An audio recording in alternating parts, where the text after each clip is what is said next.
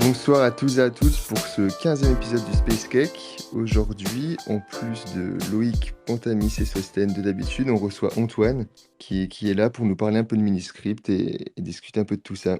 Donc bonsoir tout le monde. Salut, merci de l'avoir sur le Salut. podcast. Salut. Alors, vous voulez faire ça comment, Antoine? Tu fais une petite présentation de Miniscript ou quelqu'un d'autre, comme vous voulez, à la cool, quoi. Yes, je pense que je peux faire la presse, enfin, je peux commencer à présenter Miniscript et couper-moi, et comme ça, on peut avancer au fur et à mesure des questions vers des trucs qui intéressent plus ceux qui écoutent le podcast, enfin, ceux qui écoutent le space, plus avancer dans cette direction. Et aussi, bon, je le redis, vu que tu as lancé l'enregistrement, j'ai des scripts que j'ai préparés qui sont pétés juste pour un peu démontrer à quel point écrire des scripts Bitcoin à la main, c'est compliqué, enfin, sans assistant, disons. Voilà, où on pourra s'amuser, essayer de trouver pourquoi est-ce que le script est pété. Ça me paraît pas mal.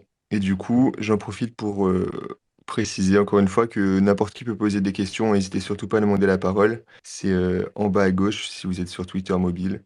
Et si vous êtes sur ordinateur, désolé, c'est pas possible. Passer sur mobile. Mais on prend toutes les questions. Ça fait avancer la discussion. C'est toujours cool. Vas-y, Antoine. Merci.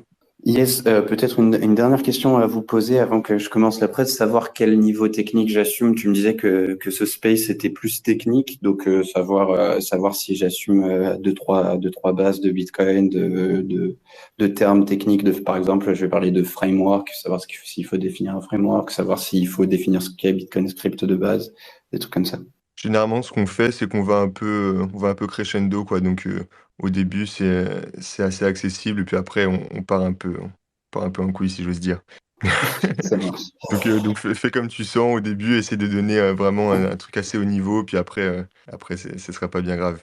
Et puis au pire, on t'interrompra pour demander des précisions. Ouais, Ça marche. Ouais. hésite pas, on est là pour souffrir en général, hein, donc vas-y, Ouais, ouais. t'inquiète pas, il y a Pantanis qui nous passe au grill toutes les semaines, donc on a l'habitude. Vas-y, hésite pas. On est là pour partir loin, c'est pas pour rien que ça s'appelle le Space Cake. Ça marche. Ok, bon, et ben alors, Miniscript, c'est un framework qui permet d'écrire des scripts Bitcoin de manière safe. Voilà, merci, au revoir. Non, c'est un framework qui a été inventé par Pieter Welle, Andrew Polstra, et ensuite qui a Sanket Kanjalkar qui les a rejoints, qui a pas mal contribué aussi. Donc aujourd'hui, il y a pas mal de contributeurs et de gens intéressés par le sujet en général. Disons que ça va faire le lien entre ce que l'on aimerait exprimer comme condition de dépense de son coin, d'un de ses coins, et ce qui est vraiment implémenté par le Bitcoin Script. C'est que le langage de script de Bitcoin est très complexe à utiliser. Donc, en gros, pour essayer de faire un modèle mental à tout le monde, que je pourrais peut-être reprendre cette analogie au fur et à mesure, les bitcoins, les coins sur Bitcoin, l'échange de valeur sur Bitcoin se fait en utilisant ce qu'on appelle des pièces qui sont disponibles publiquement, qui sont juste là, comme si elles étaient posées par terre. Et chacune de ces pièces, à chacune de ces pièces est attachée une valeur et un programme. Donc, on appelle le witness programme, disons, si on ne considère que ce qui est post-segwit et qui est à peu près pas trop insane. Et pour pouvoir dépenser, n'importe qui peut dépenser n'importe quel coin, n'importe quelle pièce qui est posée par terre, s'il arrive à donner c'est compliqué de traduire, de donner en entrée, de faire tourner le programme et de lui donner des données telles que le programme s'exécute correctement. Donc n'importe qui peut ramasser la pièce par terre. Il y a 80 millions de pièces aujourd'hui, c'est ce qu'on appelle les UTXO. N'importe qui peut dépenser une pièce tant qu'il donne au programme qu'il arrive à satisfaire le programme, à le faire tourner correctement. Et pour ça, il faut donner des données. Cas d'exemple typique, le programme, c'est une clé publique et ensuite une opération qui dit check une signature contre cette clé publique.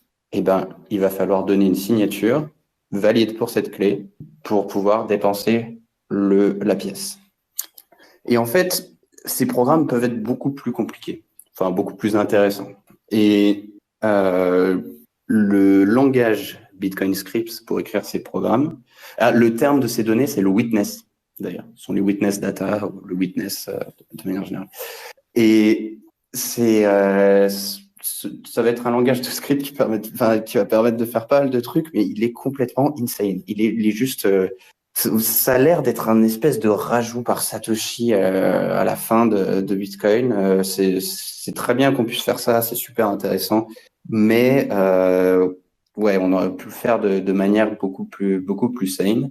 Et disons que Miniscript, c'est un framework, donc ça va être quelque chose au niveau applicatif, un logiciel qui va permettre de raisonner à propos de ces programmes, de pouvoir comprendre ce qu'ils veulent dire vraiment. Donc, c'est-à-dire qu'on va parler de sémantique. C'est qu'est-ce que le script que j'ai en face de moi, ce Bitcoin script, veut vraiment dire et qu'est-ce qu'il encode vraiment comme condition. Pas ce que moi je crois qu'il encode, ce qu'il encode vraiment. Et donc, ça va vraiment être un outil d'analyse, en fait, Miniscript. Donc, oui, tiens, aussi, pour commencer, peut-être ce que Miniscript n'est pas. Miniscript n'est pas un compilateur. On va avoir plusieurs langages sur Miniscript pour ceux qui ont déjà bidouillé avec Miniscript sur le site de Peter. On va avoir la Polity Language, qui va être un langage plutôt haut niveau qui va décrire des conditions de dépenses, soit une clé de Alice, soit une clé de Bob après 42 blocs. Et ensuite, ce langage peut être compilé en Miniscript. Mais Miniscript en lui-même, c'est pas un compilateur vers du script. C'est-à-dire que c'est un à un avec un Bitcoin script. Du Bitcoin script, on peut aller en Miniscript, et du Miniscript, on peut aller à un Bitcoin script, mais ce sera toujours le même. Enfin, ça dépend du sens. Mais bref, gardez en tête que on va pas compiler un Miniscript en Bitcoin script. Et qu'est-ce que je disais? Ouais, en gros, ça va être un outil d'analyse et qui va avoir deux propriétés fondamentales pour de l'analyse. Le premier, c'est la soundness. Donc, il va être consensus sound. Donc, il va être, je saurais pas comment, de consensus. Et ça veut dire que si l'analyse d'un programme par Miniscript nous dit, il y a tel spanning path, il y a celui-ci, genre Alice tout seul, Bob et Carol, ou alors Dave après 42 blocs, ça veut dire qu'il n'en existe pas un autre. Il n'y a pas une backdoor dans le Miniscript. Si Miniscript nous donne une liste de spanning path, il n'y en a pas d'autres. On ne peut pas dépenser autrement que ce que nous dit Miniscript. Et ça, et ensuite, la deuxième propriété très importante, c'est la standardness completeness. C'est-à-dire qu'il va être complet par les règles de standardness. Les règles de standardness sont des règles un petit peu plus strictes que les règles de consensus qui sont renforcées par la plupart des... Ah, tu lèves la main, Lounès.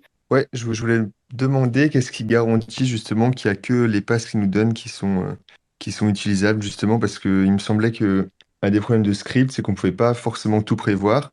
On pouvait vérifier que ça marchait bien pour les cas auxquels on pensait, mais pas que ça marchait aussi pour les cas auxquels on n'a pas pensé. Et du coup, qu'est-ce qui fait que on peut entre guillemets tout prévoir avec Miniscript, quoi. Ouais, exactement. C'est tout le projet de Miniscript, c'est de permettre ça. Il n'y a pas de solution magique et si ça te dérange pas, je pense que je vais rentrer sur le comment après avoir défini le pourquoi et l'objectif de Miniscript.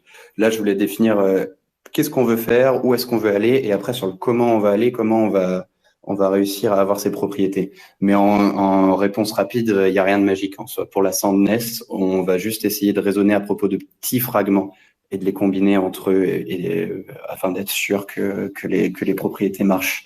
Mais on n'a pas une technique révolutionnaire en fait. C'est juste qu'on va essayer d'avoir ce framework qui va être validé, qui va avoir des relations validées entre les petits fragments que des experts auront vérifié et qui pourront être utilisables de manière générale. Tandis qu'aujourd'hui, tu vas avoir le template de Pay to Public Cache qui est validé, qui a l'air de pas avoir de path autour, quoi. Et tu es obligé de provide la vraie clé et une signature pour cette clé. Tu vas avoir un autre template, j'arrive sur Stan. Tu vas avoir le Pay to Witness Script Hash où tu es obligé de provide le script et de remplir les conditions du script, le check multisig, bref, tous ces templates-là. Mais s'il y a un mec qui arrive et il veut faire une clé time locked et une clé immédiatement, même les gens calés font des erreurs, on en parlera peut-être sûrement après, le vérifie, ensuite qu'ils soient intégrés dans tous les wallets, ensuite qu'ils soient intégrés dans tous les signing devices, et ensuite, si on veut mettre de clé, il faut tout recommencer du début. Le but, c'est d'avoir à faire ce travail, on va pas y couper, mais on le fait de manière générale. Mais après, je viendrai plus sur la technique, sur comment est-ce qu'on fait ce travail exactement. Ouais, Sosten? Ouais, c'était sur ce point aussi, il me semble, mais peut-être ça n'a rien à voir, tu vas me dire. Il me semble que ce qui rend justement cette analyse possible, c'est le fait qu'on a gardé finalement assez peu de opcode qui existent dans le script et qu'on en a enlevé beaucoup. Et il me semble que c'est ça qui fait qu'on peut garantir aussi que justement les scripts vont pas s'exécuter de façon imprévue, ou voilà, parce que finalement on a un petit subset d'opcode qui est bien défini, qui fait pas il n'y a pas de funky stuff, ou je sais pas Exact, comment le dire. exact. Ou alors ça n'a rien à voir, Non, je pas sais du pas, mais il tout. me semble que c'est un paramètre aussi. Et tu fais bien de me le mentionner parce que c'est quelque chose que j'ai oublié de dire aussi dans les. Il y a pas mal de trucs d'incompréhension sur Miniscript. Que un, c'est pas un changement de consensus. Deux, c'est pas un compilateur. Et trois, c'est exactement ce que tu dis, Substan, c'est que ça ne va pas modeler Bitcoin Script dans son entièreté. Ça va être seulement un petit nombre d'opcodes parce que les autres, on n'arrive pas à raisonner de manière générale. C'est-à-dire qu'il y a des opcodes tellement random, ils vont avoir des comportements bizarre que, par exemple, tu as, je crois que c'est ifdup. Tu vois, si tu essayes de raisonner à propos des opcodes, tu vas te dire, bon, en gros, sur Miniscript, tu as des opérandes et tu as une stack, et du coup, lui, il va pusher un truc sur la stack, lui, il va prendre des trucs sur la stack, et tu as ifdup, par exemple, il va conditionnellement changer la taille de la stack. C'est le seul opcode de tout ce qui va conditionnellement changer la taille de la stack. Donc, ça peut être un petit peu compliqué de raisonner de manière générale que dans n'importe quel sens, si tu le combines avec n'importe quoi, ça va pas tout péter. Et après, tu as des opcodes beaucoup plus compliqués. Genre, tu pourrais essayer de choper la taille de la stack pour avoir des optimisations. Mais ça, on peut pas le faire. Bref, en gros, on va modeler seulement une petite partie des opcodes disponibles parce que c'est à peu près les seuls trucs sains qu'on a. Et on pourrait théoriquement avoir des opcodes, c'est pas par Miniscript. Mais on est beaucoup moins sûr qu'ils soient sains, du coup, à la fin. Ouais, Panta. Ouais, moi c'est juste une question de vocabulaire. J'insiste beaucoup sur le fait que Miniscript n'est pas un compilateur et que c'est un framework. Donc, alors moi, je parle naïvement. Le compilateur, pour moi, c'est ce qui traduit d'un langage vers un autre langage. Et moi, je m'imagine un peu, enfin, c'est ma façon de me représenter les choses. Je sais que c'est un peu faux, mais je m'imagine un petit peu les opcodes de Bitcoin comme un peu les instructions élémentaires que tu peux faire. Dans le programme qui permet la validation des transactions, la vérification de l'autorisation des transactions. Et je vois ça un peu comme des opérations élémentaires, un peu comme du code binaire, mais version un peu plus compliquée. Et effectivement, ça travaille sur une stack avec ses limites et avec ses difficultés à comprendre exactement ce qui se passe. Et du coup, moi, je voyais un peu l'idée de dire les conditions qu'on écrit dans le site de SIPA en Miniscript, là, ça le compile, entre guillemets, en script Bitcoin. Et alors, tu dis que Alors c'est oui, faux, et donc j'aimerais comprendre ce qui te dérange dans cette façon de le présenter, en fait, puisque tu as mais l'air c'est que d'un peu pas du têtu. Miniscript. T'écris pas Ouais, du Miniscript sur le site de SIPA. T'écris du ok, langage de Polity. Le Miniscript, d'accord. en gros, alors le Miniscript, ça va ressembler au langage de Polity, mais avec des informations de type autour. Par exemple, quand tu écris un truc de Polity, ça va être un end. Tu vas écrire une conjonction entre, je sais pas, la PK de Alice, PK de Bob, tu fais un end entre les deux. Mais en Ouais, Miniscript, tu as end underscore B, end underscore D'accord, V. parfait, Tu très bien, très as bien. plusieurs manières. Et en fait, chacun va être, genre le end Un B, ça fragment. va être, hmm. Ça va être un fragment de script et donc du coup tu vois pas ça comme une compilation parce que c'est un fragment, c'est traduit en fragment de script Bitcoin, c'est ça que tu veux dire? Ouais, et c'est dans ce cas-là, c'est vraiment, tu vois, si tu vois du script comme de l'assembleur, le mini-script, c'est de l'assembleur aussi, c'est juste que Il à est la plus place des OP, présentable. machin, et Ouais. ben, on leur a donné des noms plus digestes, quoi. C'est tout. Ok, très bien, c'est parfait, très bien. Très clair pour moi. Merci. De rien. Du coup, je sais plus si j'allais expliquer la completeness. Du coup, les deux propriétés. T'as que ça soit sound, que t'as pas de d'autres moyens de dépenser un script que ce que tu crois et ce que Miniscript te dit. Et la completeness, c'est juste que tu peux le spend tout court, en fait. C'est que tu peux spend par les règles de standardness. Donc, les règles de standardness, pour les moins techniques d'entre nous, ce sont des règles un petit peu plus strictes que les règles de consensus qui sont enforcées pour le relais des transactions sur le réseau opérateur. Et donc, c'est pour ça que tu veux de la soundness par le consensus, parce que tu veux pas de la soundness par la standardness, parce que le consensus est moins strict. Donc, théoriquement, tu pourrais avoir des passes qui sont pas autorisables par la standardness, mais par le consensus, oui. Et tu veux de la completeness par la standardness, et non pas que par consensus, parce qu'il y a des transactions qui pourraient être validées par consensus, qui ne pourraient pas relayer, et ça pourrait affecter plein de choses. Par exemple, si tu ne peux pas relayer par standardness, et que tu as une transaction Lightning qui doit settle un HTLC et que tu peux pas la relayer par standardness, ça pose des problèmes. Et donc, voilà, on a ces deux propriétés, consensus sound et standardness complete. Je vais juste intervenir pour dire à l'auditoire ce qu'on veut dire par standardness, c'est qu'en fait, dans Bitcoin, il y a des transactions valides qui sont dites non standards. On a eu l'occasion d'en présenter quelques-unes. Pour vous donner un exemple que j'ai souvent cité par le passé de transactions non standards, une transaction SegWit version 2 est non standard aujourd'hui. C'est-à-dire que un nœud Bitcoin ne vous laissera pas faire une telle transaction. Déjà, il ne vous laissera pas la construire directement avec l'interface en ligne de commande déjà. Et en plus de ça, il ne va pas la relayer, alors que pourtant elle est valide. Donc le seul moyen de faire passer des transactions non standards est de directement les envoyer aux mineurs qui doivent directement les inclure dans leur bloc lors du minage. Et donc c'est assez rare de voir des transactions non standards. Les transactions non standards qu'on peut trouver sur la blockchain en général, ça va être par exemple des transactions qui payent zéro de fees, zéro frais de minage, parce que ce sont les mineurs qui les ont créés elles-mêmes, les opérateurs de pool. Voilà. Et donc, ce que veut dire Antoine ici, c'est que lorsque l'on va écrire avec Miniscript un script Bitcoin, il nous faut s'assurer que ce script respecte les règles, oui, du consensus, mais aussi de standardness, c'est-à-dire il faut que la transaction résultante de la traduction en Miniscript de nos conditions de dépenses, eh bien, il faut que cette transaction, ce script, soit considéré comme standard également, puisqu'il est plus difficile d'être standard que d'être valide, puisque toute transaction standard est forcément valide. Donc, c'est plus difficile d'être standard que valide. Voilà, je pense que c'est un point qui permet de mettre au clair sur cet aspect-là. Yes, merci. Donc, oui, du coup, je parlais de la completeness pour la standardness et le consensus.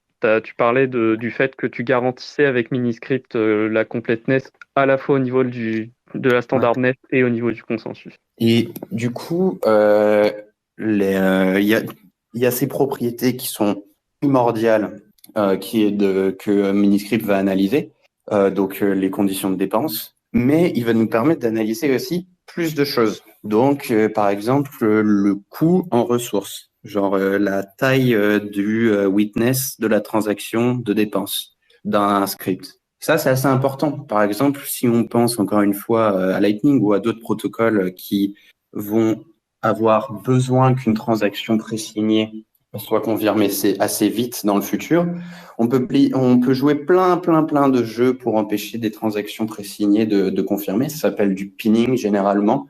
Il y a beaucoup d'attaques de cette manière. Et une des manières de faire ça, c'est d'augmenter la taille du witness de la transaction de dépense. Et donc, si on augmente la taille du witness de la transaction de dépense, qui elle a été présignée avec une fees spéciale, le fee rate de la transaction, le ratio du coup de fees par taille de transaction, va baisser jusqu'à ce qu'elle soit moins intéressante pour les mineurs de miner et que elle puisse sit en bas de la même pool quand il y a beaucoup de congestion et que on puisse qu'une personne malveillante puisse prendre les sous d'un contrat alors qu'elle n'aurait pas dû, que l'autre partie aurait dû pouvoir renforcer le contrat on-chain avant la fin du time lock.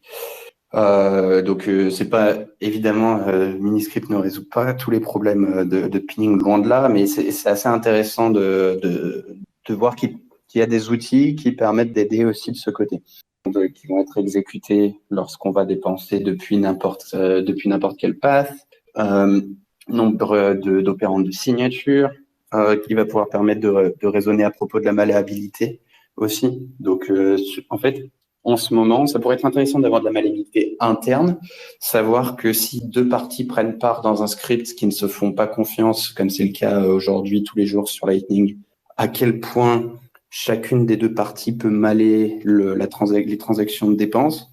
Pour l'instant, Miniscript se restreint à la malléabilité d'une tierce partie. Donc, une personne qui est extérieure au script, à quel point est-ce qu'elle va pouvoir malayer une transaction et voilà. Et du coup, tout ça, ça va nous permettre d'introduire deux concepts. C'est qu'il y a les mini-scripts qui sont valides parce qu'ils sont valides par le type system. Et il y a les mini-scripts qui sont safe ou sane. Et donc, un mini-script safe ou sain, ça va être un mini-script où toutes les conditions de dépense ne vont pas excéder le coût en ressources, les limites de coût en ressources de standardness. Donc, par exemple, on peut avoir que jusqu'à 100 items sur de witness data.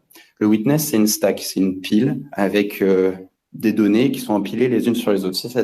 Si cette stack, elle fait plus de 100 éléments, eh ben, la transaction n'est pas standard. Et donc, Miniscript va pouvoir vous dire aucun des spending paths qui sont disponibles dans ce programme ne requiert une stack supérieure à 100. Et donc, ça veut dire que si trois parties prennent part d'un script, si chacune des trois parties l'analyse avec Miniscript, si Miniscript dit « OK, c'est bon, c'est safe », ça veut dire qu'ils vont pas se faire bloquer, genre ils sont pas dans un script bizarre où en fait les deux autres peuvent dépenser, mais eux ils peuvent jamais dépenser, ils sont coincés. Aussi, ça sera un script qui ne sera pas malléable. Et attendez, j'avais une note. Ouais, voilà. Qui sera valide, non malléable, qui n'a pas de mix de time lock, qui n'a pas de clé dupliquée. Et voilà, et les maximums de ressources par standardness ne dépassent pas les maximums de limites de standardness sur la consommation des ressources. Pour les clés dupliquées. Ouais, vas-y. Ouais, justement, là, j'ai une question sur pourquoi il y a ce critère sur les clés dupliquées. Je ne comprends pas très bien quel est le risque avec le fait d'avoir des clés publiques dupliquées dans plusieurs spending paths possibles. Bah, c'est compliqué de raisonner à propos de la malléabilité parce que les signatures peuvent être replay. Les signatures ne committent pas à une seule partie. Quand tu signes, tu committes pas une seule partie du script, vu qu'on n'utilise pas de code separator. Du coup, elles peuvent être répliquées de à gauche ou à droite, et du coup, tu sais jamais trop quelles conditions ça va ouvrir. Donc, plutôt que de s'ouvrir à une analyse qui serait très très complexe, voire plus que ça, on restreint juste à ne pas avoir de clé dupliquée parce que tu peux toujours générer une nouvelle clé, ça coûte rien. Ok, d'accord. Donc c'est pour éviter de la malléabilité sur les signatures, c'est ça? Pour éviter de pouvoir le replay replay des d'une signatures. signature. C'est pour éviter qu'une signature puisse être utilisée pour deux chemins de dépenses différents et que du coup ça fasse de la malléabilité externe potentielle, c'est ça? Bah, c'est pas externe dans ce cas-là, mais du coup, oui, c'est pour raisonner à propos de. Ouais. C'est juste parce que les signatures peuvent être triplées, quoi. Ok. Et pour les time lock mix, donc sur Bitcoin, on a des time lock relatifs, des time lock absolus. Pour les deux types de time lock, ce qui se passe, c'est que le programme, les opérandes dans le script, ce qu'elles font, c'est que l'enforcement des time lock, il est indirect. C'est que les opérandes dans le script, elles vont bloquer une partie de la transaction de dépense, presque comme un covenant avec de l'introspection pour les amateurs. Et elles vont bloquer une valeur ou la fixer à une certaine valeur. Donc, pour les time lock relatifs, elles vont fixer la sequence des inputs, et pour les time lock absolus, elles vont fixer le n lock time de la transaction de dépense. Et du coup, si elles le fixent, eh ben, le n lock time a un meaning par consensus qui dit que la byte ou un certain timestamp. Et pareil pour la condition, pour la n sequence, mais relativement au coin que cet input dépense. Et ce qu'il y a, c'est que chacun de ces deux champs sur la transaction de dépense peut être exprimé à la fois en secondes, en timestamp, et à la fois, enfin en multiples de secondes, et à la fois en block height, mais pas les deux en même temps. Et donc techniquement, on pourrait avoir un mini-script qui serait soit bêtement 3 sur 3 entre une clé, un time lock en seconde et un time lock en bloc, et qui serait indépensable parce qu'il requerrait une transaction qui a mis son champ de time lock, que ce soit le unlock time ou la sequence, à la fois en mode seconde et à la fois en mode height. Donc c'est pas possible, c'est juste indépensable. Donc c'est un bon moyen de bloquer ces coils aussi en utilisant des Bitcoin scripts à la main. Et donc Miniscript va juste dire c'est valide par type, parce que le type system, on va pas enforcer ça dans le type system, mais c'est un script pas simple en fait, vous avez juste bloqué vos coils. Mauvaise idée. Voilà, du coup, en fait, je suis un peu ma présentation. J'ai repris mes slides de la présentation que j'avais fait à Biarritz. Donc là, j'ai une slide de récap. Miniscript, c'est un framework pour écrire des scripts de manière safe. On analyse de manière statique. Ça aussi, c'est important, c'est qu'on n'a pas besoin de faire tourner le Miniscript. On n'a pas besoin de faire tourner le script. On peut juste l'analyser statiquement des features de safety. On a ce concept de validité par le type system et ce concept de sanité. On nous donne des garanties, du coup garanties de soundness et de completeness sur lesquelles on a déjà pas mal passé de temps. Est-ce qu'il y en a qui ont des questions jusque-là dans l'audience plus large, ceux qui nous ont rejoints peut-être un peu plus tard aussi, on peut répéter un ou deux trucs si vous avez besoin. Oui, je vais juste faire un commentaire sur ce qu'on appelle l'analyse statique et l'analyse au runtime. Donc effectivement, ce que tu dis, c'est que Miniscript fait une analyse statique, c'est-à-dire que c'est pas vraiment parce qu'il y a eu une question de Marco dans le chat sur est-ce que Miniscript aura une preuve formelle. Donc, je pense qu'il parle de preuve formelle de la soundness ou de la completeness standard ou consensus. Mais en fait, un truc qui est intéressant, c'est qu'en fait, il y a tout un travail sur justement ce qu'on appelle l'analyse statique. Donc, l'analyse statique, c'est regarder un code et essayer de comprendre ce qu'il fait avant même qu'il tourne. Et quelque part, c'est ce que fait un peu un compilateur quand il cherche avant de transformer le code en un exécutable, il fait une analyse de ce que fait le code pour faire diverses optimisations ou des choses de ce type-là. Et donc, ce qu'on appelle l'analyse statique, c'est la lecture du code source un petit peu quelque part. C'est la lecture du code et essayer d'en déduire toutes les façons qu'il a de pouvoir être exécuté. Et notamment, donc, tu as parlé de type system, donc un système les variables ont des types, permet en général de plus facilement vérifier que le code peut être exécuté d'une certaine façon, mais pas d'une autre. Et donc, c'est à comparer avec ce qu'on appelle l'analyse au runtime. Et donc, l'analyse au runtime, notamment, va consister à faire tourner le code en mettant des entrées qu'on a choisies de façon à ce que le code ait le comportement qu'on veut vérifier qu'il a le bon comportement. Donc, des tests où on va mettre des données en entrée dont on sait qu'elles vont provoquer normalement telle chose sur le code. Et donc, l'avantage et chacune de ces deux analyses a ses avantages et inconvénients. L'analyse statique a tendance à être plus restrictive. Donc, ici, on a tous un petit peu touché au langage de programmation qui s'appelle Rust. Et dans Rust, par exemple, l'analyse statique est une composante très importante de ce langage pour garantir la sécurité qu'il donne à l'exécutable, notamment au niveau de la mémoire. Et donc, notamment dans Rust, il y a un truc qui s'appelle le borrowed shaker. Bon, je ne vais pas rentrer dans les détails, mais globalement, toute personne qui code en Rust pourra vous dire à quel point il s'est battu avec le borrowed shaker qui fait une analyse statique du programme et qui vous empêche de faire certaines choses alors qu'on aimerait pouvoir les faire des fois. Donc l'analyse statique a tendance à être très restrictive. En revanche, lorsqu'elle réussit, lorsqu'elle valide le comportement du programme, elle a de très bonnes garanties théoriques. Et inversement, l'analyse au runtime a tendance à être plus large. C'est beaucoup plus difficile de s'assurer qu'un programme est correct juste en se basant sur une analyse au runtime parce qu'on n'a pas forcément pensé à tous les tests qu'il aurait fallu faire pour vérifier le comportement de ce programme. Donc ça, c'est ce qui rend la soundness très très difficile à obtenir lorsqu'on est en runtime. C'est beaucoup plus facile, même si ça reste difficile, d'obtenir de la soundness lorsqu'on fait de l'analyse statique et que le langage le permet. En revanche, il existe des codes qui, bien que valides à l'analyse au runtime, ne peuvent pas être considérés comme valides par l'analyse statique. Et donc, c'est l'avantage de ces inconvénients. L'analyse statique est très restrictive, mais elle a de très bonnes garanties lorsqu'elle réussit. Et l'analyse dynamique, donc au runtime, elle est plus générale, elle peut couvrir plus de code, mais par contre, les garanties sont beaucoup plus faibles. C'est beaucoup plus difficile d'être convaincu d'un code lorsqu'on a fait une analyse dynamique de celui-ci et non statique. Et donc, quand on parle de preuve de programme, en général, on parle de preuve de programme statique, c'est-à-dire on a analysé le code. On ne peut pas vraiment prouver qu'un programme fonctionne en runtime, en dynamique. Je ne dis pas que c'est impossible, mais je ne pense pas que ça ait la même force que de l'analyse, de la preuve formelle via une analyse statique, où là, on peut garantir beaucoup plus de choses. Alors, je vois qu'il a quitté le space, donc il a dû avoir un autre problème de Non, sinon, je suis connexion. de retour.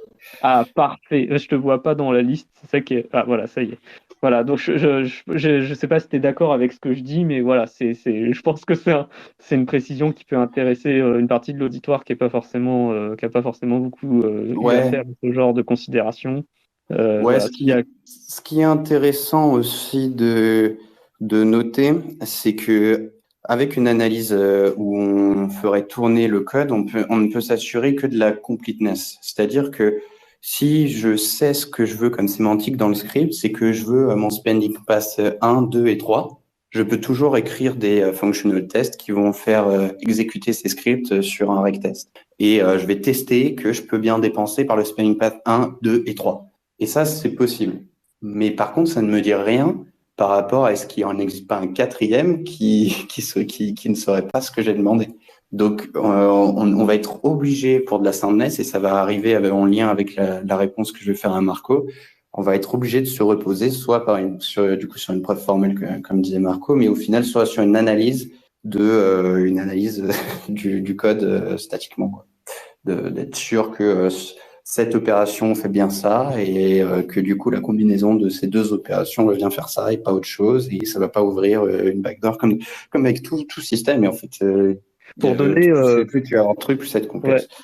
J'ai une analogie aussi, par exemple, en mathématiques, on a un truc qui s'appelle l'hypothèse de Riemann, qui dit que les zéros de la fonction zeta de Riemann, qui sont pas triviaux, ils sont sur un certain endroit du plan complexe. Eh bien, on a vérifié qu'on a trouvé plein de zéros qui sont à cet endroit, plein, et genre un nombre inimaginable.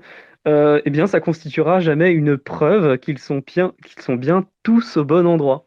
C'est ça la difficulté, c'est que quand on doit la soundness, c'est de montrer ce qu'on appelle la soundness, c'est montrer que toute autre condition de dépense ne satisfait pas le script. Donc c'est un prédicat universel c'est quelque chose d'universel qu'on cherche à démontrer. Et la seule manière de vraiment démontrer les choses de manière universelle, c'est effectivement de faire une démonstration pas quasi mathématique, mais en tout cas ici c'est une analyse du programme, et effectivement ça va avoir ça a quelque chose qui ressemble à de la démonstration mathématique. Et donc c'est Exactement, effectivement pour mais ça que. j'y reviendrai quand je dirais comment on le fait, mais en fait c'est vraiment, on introduit un formalisme. On prend une suite d'opérandes, on dit cette suite d'opérandes a telle et telle propriété.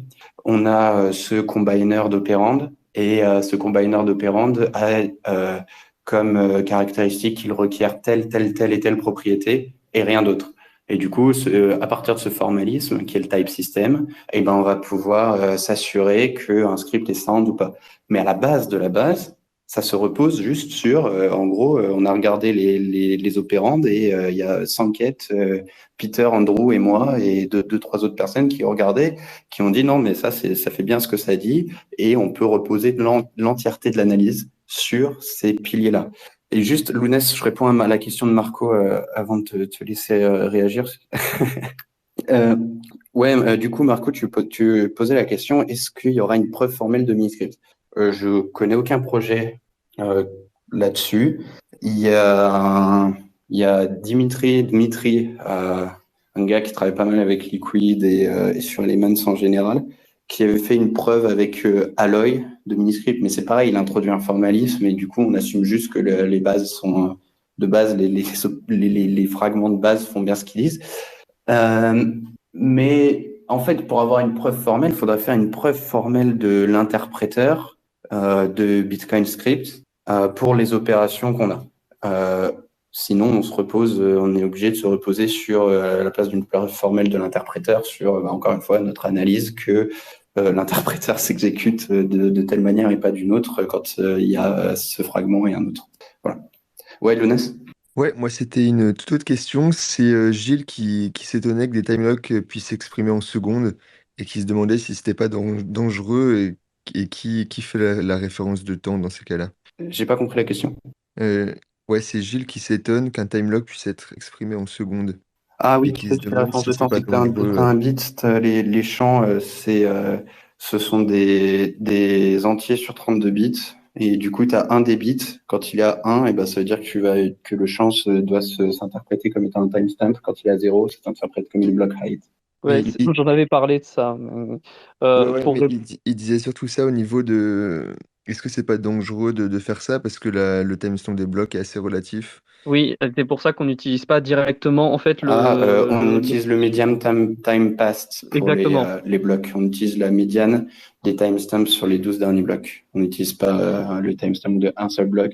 Justement, c'était avant de faire passer le BIP 68, ou alors c'est le BIP 68, juste avant de faire passer Oui, c'est ça, en c'est gros, bien le BIP 68. C'est bien le BIP je sais que 68 et Gilles sait, mais effectivement, avant, les sequences sur Bitcoin n'avaient pas il y avait aucune règle de consensus sur les sequences. Donc, tu avais 4 octets par input. C'est quand même non négligeable d'une transaction qui pourrait être utilisée pour faire un soft fork. On pourrait ajouter de nouvelles règles sur ces 4 octets qui sont dans chaque entrée de transaction. Il y a eu plein de tergiversations, mais la plupart des gens, alors ouais, c'est ça, la plupart des gens, c'était 2014-2015, hein, donc il n'y avait pas qui était très technique sur Bitcoin, se sont dit on va utiliser ce champ pour faire un timelock qui est relatif par rapport à la pièce que dépense cette entrée de transaction. Et donc, on va utiliser la sequence. Et avant de faire ce changement de consensus, vu qu'ils voulaient avoir la même propriété que le nlock time qui était déjà là, soit en timestamp, soit en block height, ils se sont dit faut déjà qu'on change la règle de timestamp pour les log time à être sur une MTP, median time passed, plutôt que sur le dead time lock du bloc. Comme ça ouais. lean et Et ça évite que la les mineurs raison, puissent game les time locks. c'est ça. En fait, la Voilà, raison, pour la c'est petite que histoire. c'est le seul, c'est le seul timestamp dont on peut garantir qu'il est monotone, en fait. Dans Je le timestamp du dernier pense bloc n'est pas que monotone. on pourrait s'attaquer. Est-ce qu'il Attends, y a des. Je sais pas si on va pas perdre tout le monde. Je Je sais pas m'entends si les pas. gens écoutent ça en background ou s'ils sont chauds de faire le petit jeu des scripts là. Tu nous entends? Ouais, là je t'entends, Lounes. Ok, Ah, c'est que tu m'entends pas, je ouais, pense. ça a dû couper un moment. Il y a Panta qui était en train de rajouter quelque Ah chose. merde, désolé. Du coup, Ah oui, je pas de crois que j'entends souci, pas Panta. Je te dis. Non, mais c'est tellement random. ouais, c'est ça, il m'entend pas. Ouais, c'est bizarre, je crois que tu l'entends pas. Et je te dis quand il a fini. Au Ok. pire. Ok. Ouais, donc ce que je voulais dire, c'est que le median time pass, donc en fait c'est la médiane, c'est le temps médian des 11 derniers blocs pour être précis. Donc ça correspond à peu près au temps du sixième bloc d'avance. C'est pour ça qu'on retrouve un peu cette considération de 6 blocs de confirmation avant de considérer qu'on est payé dans le white paper de Satoshi. Euh, ce temps médian est le seul dont on est sûr qu'il va croître. C'est-à-dire qu'un bloc, le timestamp d'un bloc peut éventuellement être inférieur au timestamp du bloc précédent. C'est pas interdit. Parce que on ne garantit pas que l'horloge des mineurs elle soit parfaitement synchronisée avec l'horloge de tout le reste tout le reste du réseau. Et donc, du coup, on fait cette médiane pour être un peu plus sûr que le timestamp augmente parce qu'on a quand même besoin d'utiliser le timestamp pour faire le calcul d'ajustement de difficulté par la suite. Donc il faut quand même qu'il soit pas trop dégueulasse, mais il n'y a pas besoin qu'il soit très précis. Et donc effectivement, le BIP 68 permet de spécifier des temps en secondes. En fait, il les spécifie en paquets de 512 secondes, 2 puissance 9 en gros. Donc quand on met 1, ça correspond à 512 secondes. Et il regarde ça par rapport au temps médian des 11 derniers blocs, donc le median time pass. Et c'est ça qui permet d'éviter effectivement qu'il y ait des problèmes si le temps venait à reculer lorsqu'on a sur l'horloge des blocs, si on a des considérations temporelles sur des N séquences. Voilà, c'était ça que je voulais dire. Parfait, merci. Et du coup, on a Kevin qui a rejoint. Salut Kevin. Salut. Ouais, non, c'était juste Salut. pour dire qu'il y avait des problèmes avec les micros et tout. Je suis dans la même maison qu'Antoine, donc je peux lui passer mon téléphone. Ah bah à la limite, ouais. C'était le graphine le problème, on se disait. Allez, j'y vais. Parfait, le sauveur. Bon, je pense qu'on va pouvoir commencer à faire le petit exercice qu'Antoine nous a donné, qu'il aime bien présenter. Donc, faut qu'il arrive à lancer ça. Allô? Allô? J'arrive avec le profile de Kevin. Yes. Bon, bah, on va peut-être pouvoir. On se disait que oui, on allait, comme tu dis, comme tu proposais, on va peut-être faire un petit exercice pour le petit exercice que tu as proposé d'interprétation de script Bitcoin un petit peu originaux pour que les gens Allez. comprennent un peu le problème. Yes. Voilà, du coup, c'est le but avec ces petits scripts, ce sont des exercices pour montrer à quel point c'est compliqué de raisonner à propos des scripts et qu'ils ont des comportements surprenants. Mais on s'en aucun cas un truc complet, c'est juste des trucs que j'ai écrit rapidement avant Biarritz, juste à 1 heure avant ma presse, quoi. Donc il y a plein d'autres comportements bien plus démonstratifs, mais bref, c'est ce que j'ai pensé. Je pense que c'est déjà assez démonstratif. On peut commencer par le premier, le plus petit. Ouais, Donc, pour ceux qui nous suivent en direct, je vous ai épinglé les screenshots sur le space. Du coup, le premier, je peux essayer de le lire. La suite, ça sera de plus en plus dur de les lire. Mais le premier, c'est juste push 100 sur la stack. Ensuite, c'est hop, check sequence verify. Ensuite, c'est push la clé publique de Alice sur la stack. Et ensuite, c'est check sig. Donc, check une signature pour cette clé. Est-ce que ceux qui sont en direct et qui check le script, le premier, le plus petit, voient ce qu'il y a de problématique avec ce script? alors moi j'ai une vague idée, mais je m'en rappelle un peu, donc je vais laisser répondre les autres. Moi, je suis pas sûr, mais je dirais qu'il manque un hop drop quelque part. Je soupçonne que on doit avoir, si je me souviens bien, le check sequence verify, il va pousser 1 sur la stack si c'est valide, et on le drop pas, donc c'est peut-être un problème si on pousse la clé publique d'Alice derrière et un check sig, Exact, mais enfin presque exact. presque. Euh, Ouais. ouais, presque. C'est bien rappelé pour Check Sequence Verify, mais en fait, le truc, c'est que Check Sequence Verify, il push rien sur la stack pour que ça soit un soft fork. C'est que Hop Check Sequence Verify, il a été introduit pour pouvoir accéder, enfin, pouvoir contraindre la sequence de l'input qui va dépenser, de la transaction qui va dépenser. Et il a été introduit à partir des hop-nop introduits par Satoshi. Mais le concept des hop-nop, il n'était pas très très bien pensé, c'est-à-dire qu'en fait, on va pouvoir faire un soft fork uniquement si le nop ne touche pas la stack. Et du coup, bah, pour que ça soit un soft fork, il ne va pas toucher la stack. Il va juste arrêter l'exécution du script si la sequence est inférieure ou égale à la valeur. Et d'autres checks. Et en gros, si le time lock est pas bon, il va arrêter l'exécution. Et donc, il faut qu'on vire la valeur qui va rester sur la stack. Parce que là, du coup, si on suit l'exécution opcode par opcode, c'est qu'on va pusher 100, on va faire le check sequence verify. Disons que la sequence de la transaction qui dépense de l'input, c'est 100 aussi. Donc, on n'arrête pas l'exécution, on continue. On pousse une public key et le check sig qui va s'exécuter en prenant le 100 qui est toujours sur la stack comme étant la signature. Et du coup, le 100, ça sera toujours une mauvaise signature et le script est du coup jamais dépensable. Et du coup, pour le fixer, vous le verrez dans le spoiler alert, l'autre comment, qui dit qu'il faut mettre un up drop après le up sequence verify. Du coup, c'est avec le script corrigé, ça donne, on push 100, on fait un check sequence verify, on dit que ça va pas arrêter l'exécution parce que la sequence est bonne, on drop le 100 qui est resté sur la stack, on pousse une public key et on check et on fait un check sig. Et du coup, là, il faut que la sig elle soit passée par le witness, une bonne signature pour cette clé. Bon, c'était juste un petit exemple simple pour se chauffer. Il y a des questions. J'ai une petite anecdote à partager sur le hop drop. Donc le hop drop, il est autorisé quand on le met dans le witness programme, mais il n'est pas autorisé dans les witness data dans le script SIG. Et ça, j'avais eu l'occasion de vous dire que on a supprimé la possibilité de mettre de tels opcodes dans les scripts SIG et autres données qu'on pousse pour la validation lorsque l'on veut dépenser UnityXO. On les a retirés justement pour éviter la malléabilité. Donc ici, on peut faire un OP drop parce qu'on est dans le witness programme, c'est-à-dire que c'est ce qu'il y a dans l'adresse. Voilà, je précise parce qu'on a eu l'occasion de dire que OP drop n'est pas autorisé dans les scripting et tout ce qui est ce type de structure. Voilà. Yes, on fait bien la différence entre le programme qui va se trouver dans les pièces, dans les UTXO, dans les sorties de transactions. Ça, c'est le programme qui va contenir des opérations et les données qu'on passe au programme, c'est le witness qui va se contenir dans les entrées de transactions. Et on ne mélange pas les deux. Même de manière générale, bon, là, dans le cas de Bitcoin, c'est encore plus insane déjà avoir pensé à mélanger les deux.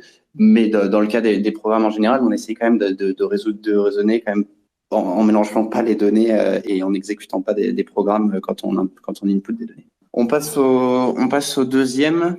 Le deuxième, c'est bon, allez, celui-là aussi, il est lisible. Checker, du coup, en gros, il y en a juste un troisième qui est un petit peu plus gros. C'est le deuxième screenshot de mes slides. Le deuxième, c'est on pousse une clé publique de Alice sur la stack, on exécute un opt check sig, on exécute un opt-up, puis on exécute un check sequence verify, un drop, cette fois on n'oublie pas le drop, puis on push la clé publique de Bob, puis on exécute un check sig, et ensuite on close le not if avec un end if. Donc, que la sémantique qu'on voudrait avec ce script, ça serait soit Alice peut dépenser immédiatement, soit Bob peut dépenser sans bloc. En gros, ce que permet Liana aujourd'hui, si vous voulez. Juste, on a une clé qui est disponible immédiatement et une clé de recovery ou d'une autre personne qui est time-locked dans le futur. Mais est-ce que ce script fait vraiment ce qu'on veut? C'est au niveau du hop-dupe et hop notif, non? J'ai dit une connerie. On m'entend pas? Si, non, je t'entends. C'est à ce niveau-là, effectivement. Tu dupliques et après tu supprimes, il n'y a pas un... Ouais, non, je sais pas en fait. Tu chauffes. Moi, je dirais qu'à mon avis, c'est que le not if ne va pas supprimer ce qu'il y a sur la stack et du coup, ça va rester là. Et du coup, je pense qu'il y a un des passes qui n'est pas utilisable à cause de ça. Parce que du coup, quand tu vas faire ton hop check séquence verify, ça va bien se passer. Mais quand tu vas faire le check sig, il va rester un bout de ce qui a servi à faire le contrôle du flow, donc choisir de si on fait le if ou pas. Il y a un bout qui va rester sur la stack et quand tu vas faire le check sig, tu vas pas considérer la signature, mais tu vas considérer genre le booléen que tu as utilisé, que te renvoie check sig de Alice en fait. Je vois ça comme ça. Exactement. Ce qu'il y a, c'est que là, on duplique le résultat de l'opération de check sig. Donc check sig, disons que du coup là on a deux paths. Soit Alice dépense, soit Bob dépense. Bob est contraint par un time lock et du coup, quand Alice dépense, elle provide juste une signature. Du coup, ça fait signature, pubkey d'Alice, check sig. Ça return 1. Du coup, on dup. Il y a 2 1 sur la stack. Ensuite, not if consume un 1, mais il va pas brancher sur le reste du code, vu que c'est not if et que c'est 1. Donc, on arrive à la fin, on saute jusqu'au end if, et il reste 1 sur la stack. Le programme s'est exécuté correctement, et Alice peut dépenser ce coin. Mais si Bob veut dépenser, il va provide un 0 pour la signature de Alice. Donc, ça va faire 0 pubkey de Alice check sig. Ça va pusher 0 sur la stack. Ensuite, ça va dupliquer ce 0. Du coup, le not if, il va en consommer 1. Et il va brancher, parce que du coup, c'est un not if. Donc, vu que c'est 0, on branche dessus. Il reste toujours 0 sur la stack. On push 100, on fait le check sequence verify. On drop le 100. Donc, après ça, il nous reste toujours le 0 sur la stack. Et on check la sig de Bob avec une signature qui est tout le temps 0. Du coup, qui est tout le temps invalide. Et du coup, pour essayer de prendre un petit peu de hauteur, ça, c'est un cas qui, disons, si on avait un software qui est mal testé, on pourrait faire un wallet qui utilise ce script. On pourrait faire un Liana, tiens, qui utilise ce script et qui va être testé tout le temps avec le pass de Alice. Genre, on fait une transaction à ce script, tac, on dépense avec Alice, ça marche, ça fonctionne. On a des tests fonctionnels pour ça, machin, tac, on le déploie. Et en fait, le jour où on veut récupérer ces coins où Bob veut utiliser le pass de recovery, bah, il est bloqué, il peut pas. Donc c'est encore un type de bug de completeness. Donc c'est un type de bug qu'on peut tester pour essayer de prévenir. Mais le suivant est plus intéressant. Ah, je vais peut-être parler du fixe. Le fixe, c'est le fameux if dup dont je parlais au début. C'est qu'en fait, à la place du dup, il faut mettre un nouvel opcode qui s'appelle if dup, qui va dupliquer le dernier élément de la stack seulement si c'est pas 0. Et du coup, quand c'est 0, et ben ça va consommer le 0, il n'y aura plus rien sur la stack et il faudra une signature de Bob. Et il pourra dépenser correctement. Vous avez la solution dans l'autre commentaire où il s'est marqué spoiler. Ok, allez, troisième et dernier. Celui-là, il est un petit peu plus compliqué et encore, il n'est pas énorme. Hein. Juste qu'on se rende compte que plus ça va, plus c'est compliqué. Ça augmente, la complexité augmente vraiment très, très, très vite de Bitcoin Scripts parce que tu as plein de trucs qui vont commencer à rentrer en clash les uns avec les autres, de penser en même temps.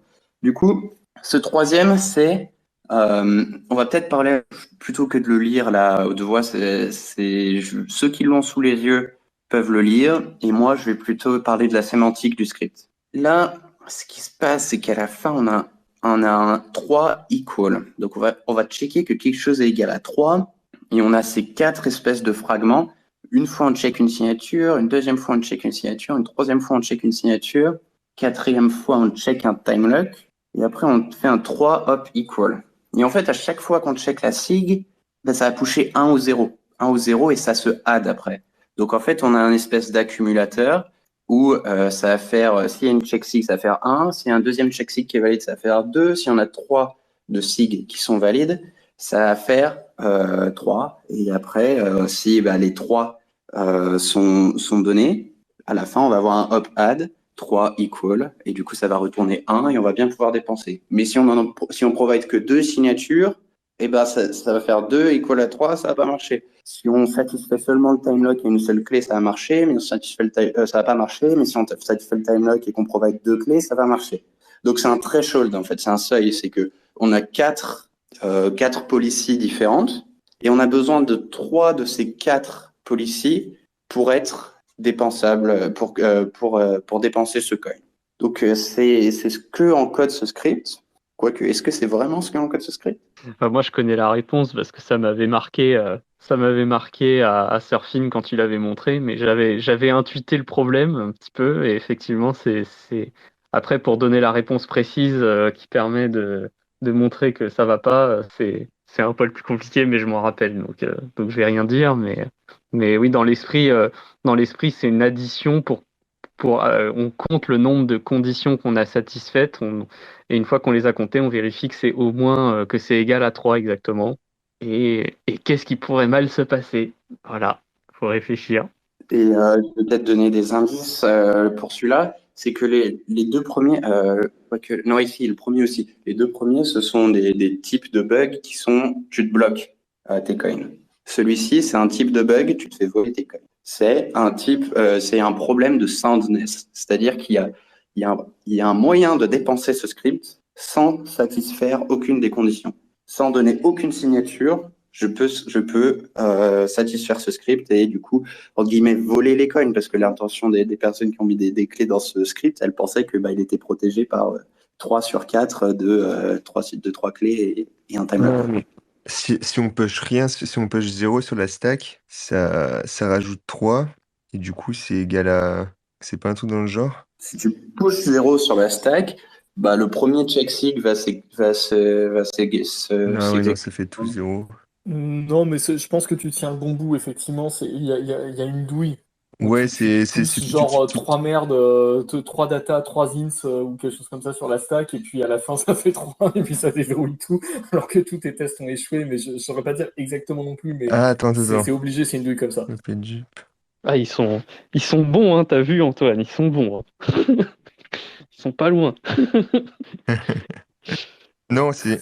Attends. Putain, vous êtes bons, hein. Même à sortir, ils n'y arrivaient pas alors qu'ils avaient les scripts en face du nez. Si tu push 3 et que des mauvaises signatures, du coup, à la fin, ça te duplique 0. Il y a un 0 qui part dans le if. pas oublier les OP swap aussi qui permettent d'interchanger des trucs. Hein. Ouais. Non, mais il l'a là. Tu l'as, Lounès. Ouais, tu y es Félicitations. Ouais, je l'ai presque. C'est ça. C'est que, en fait, les if sur Bitcoin, ils vont. Attendez. Oui, voilà. C'est que ils vont brancher sur. Sur n'importe quoi, pas uniquement sur 0 ou 1. Donc, c'est n'importe quelle valeur qui va s'exécuter, qui va être pas un 0, quoi, ou un 0 négatif, parce que sur Bitcoin, on a des zéros négatifs, donc 0, c'est pas seulement un vecteur d'octet que à 0. Mais juste pour faire chier, mais juste pour montrer que c'est vraiment compliqué. Mais juste pour cet exemple tout simple, ce qu'il y a, c'est que on va pouvoir provide 3 à la place du 0 pour dissatisfaire la troisième expression, qui est le time lock. La troisième expression, le time lock, c'est on exécute. Du coup, le truc du time lock, le check sequence verify, il faut comprendre que c'est dans ce truc un petit peu compliqué parce que justement, il stoppe tout le temps l'exécution. Donc, et là, dans ce cas-là, on n'a pas envie de satisfaire le time lock tout le temps. Par exemple, s'ils veulent provide 3 signatures, eh ben, il faut qu'ils aient un moyen de dissatisfaire le time lock, de dire non, je ne veux pas satisfaire le time lock, mais arrête pas l'exécution du script quand même. Donc, ce qu'on fait, c'est qu'on le fout dans un if et on passe soit 0, soit 1. Genre 0, ça veut dire je veux pas satisfaire le time lock, et 1, ça veut dire je veux le satisfaire, et par contre, si je le satisfais pas, bah, t'arrêtes l'exécution du script.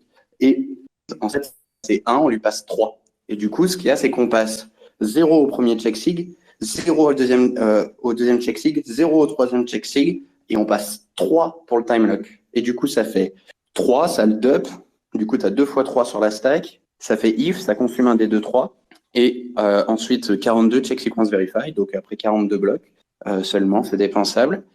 Disons que la sequence a une valeur de 42, donc là, on vérifie, donc on drop le up verify a l'effet d'un up drop, on vire le 42 qui était resté sur la stack, on sort du if, enfin sur le end if, on sort du if, et il nous reste toujours un 3 sur la stack. Et du coup, on add le 3 au 0, et ça fait 3 equal à 3, c'est valide, on peut dépenser, merci, au revoir. Le problème, et ça, en fait, c'est assez intéressant et je l'ai mis justement pour montrer aussi les limites de Miniscript et pour parler de soundness et des analyses. C'est un bug de Miniscript. C'est-à-dire que ça, c'est un truc auquel on n'avait pas pensé parce que on a sur Taproot, il y a une règle qui est enforcée qui est minimal if. En tant qu'argument à if, on peut seulement passer soit 0, soit 1. Et pour Segwit, c'était enforcé en standardness rule.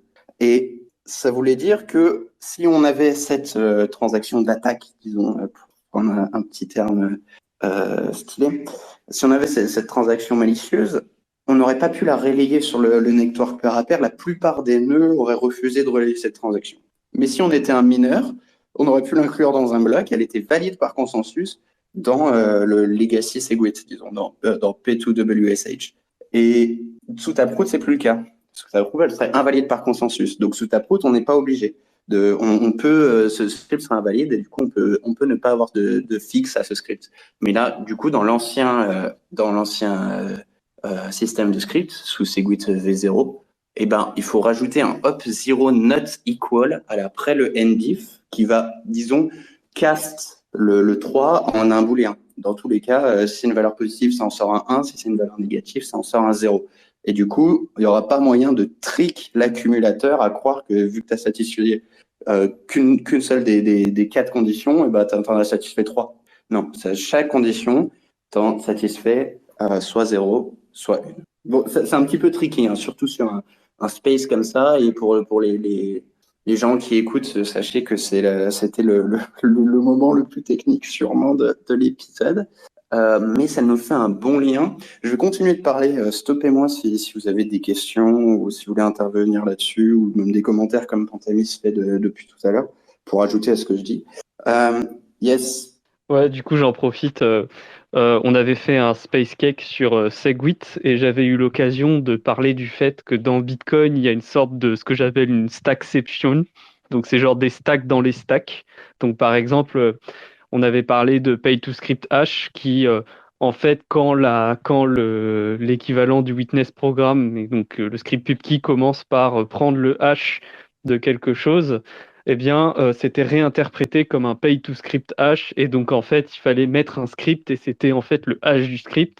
Et en fait, le script, on le revalidait dans une nouvelle stack Bitcoin.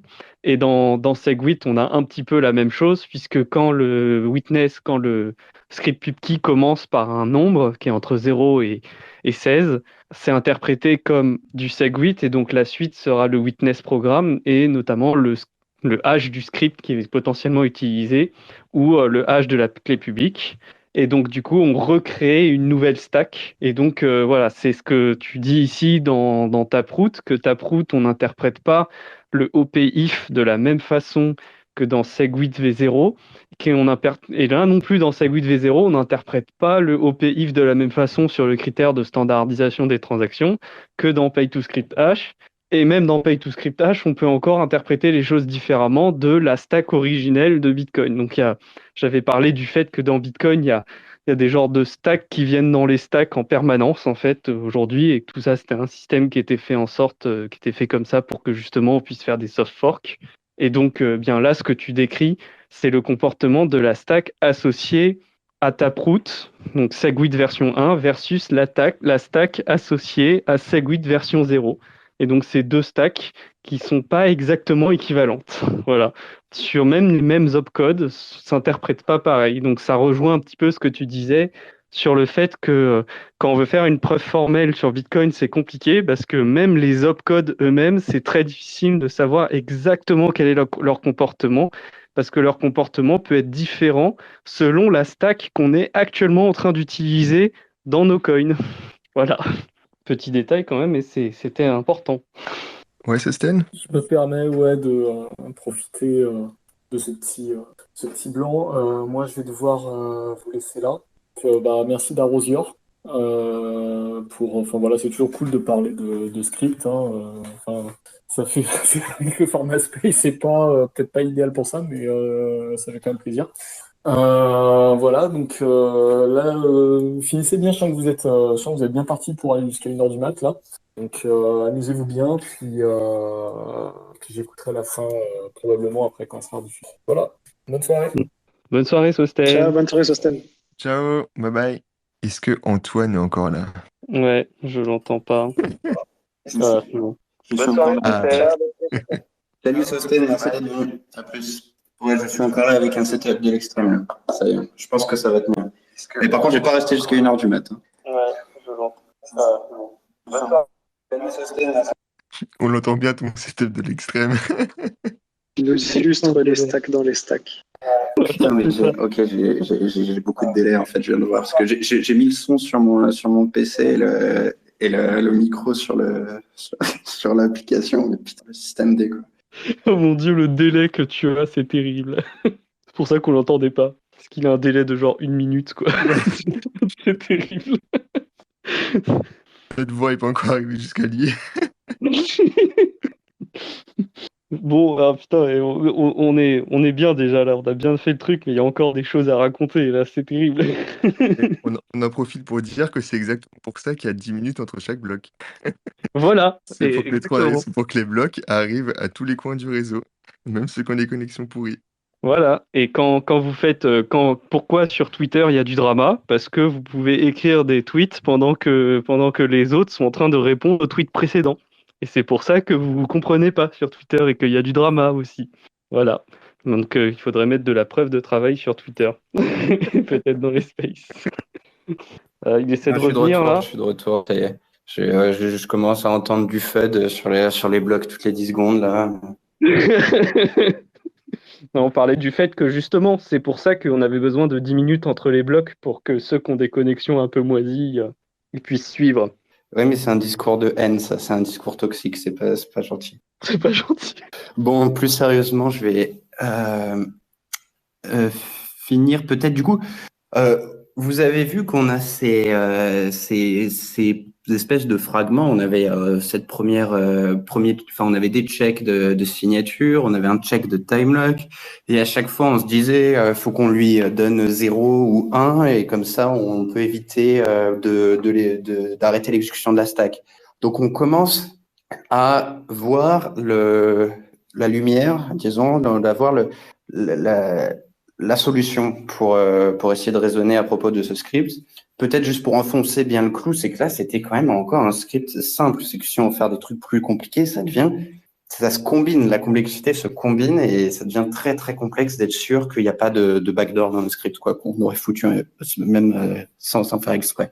Et au lieu d'avoir des templates de scripts que des experts auraient validés, et on prend un template pour faire une chose, on prend un template pour faire une deuxième chose, une troisième chose, une quatrième chose, ça va pas scale en fait. Il nous faut un moyen de raisonner à propos des scripts qui soit général et réutilisable en fait par le commun des mortels. Du coup, c'est-à-dire que par des développeurs. En fait, ces mini-scripts, c'est un outil qui est à destination des développeurs sur Bitcoin. Et donc, ce qu'on va faire, l'intuition sur Miniscript, je vais pas rentrer, enfin, on peut rentrer dans le détail en fait. En fait, ce qu'on va faire, c'est qu'on va prendre des petits fragments. Donc là, par exemple, on a un fragment, c'est juste hop check sig. On sait que ce fragment, il prend deux éléments de la stack, check une signature, et il pousse tout le temps soit 0, soit 1. Peu importe ce qu'il arrive, il va tout le temps pousser soit 0, soit 1. On a un autre fragment, par exemple, c'est check sequence verify, enfin 42 check sequence verify. Celui-là, il va tout le temps pousser un élément sur la stack. Pourquoi est-ce que je dis que le fragment pousse un élément? Parce que c'est pas vraiment le check sequence verify qui pousse l'élément, mais c'est l'ensemble des deux opcodes ensemble qui pousse un élément. Avant l'exécution de l'opcode, il y a n nombre d'éléments sur la stack. Après l'exécution de l'opcode, il y en a n plus 1. Op verify, c'est un élément qui va, c'est un fragment qui va prendre, que ce soit autour, peu importe le contexte, il va tout le temps prendre un élément et arrêter l'exécution si l'élément est 0. Et ensuite, du coup, on va avoir tous ces petits fragments où c'est quand même assez raisonnable de raisonner dessus.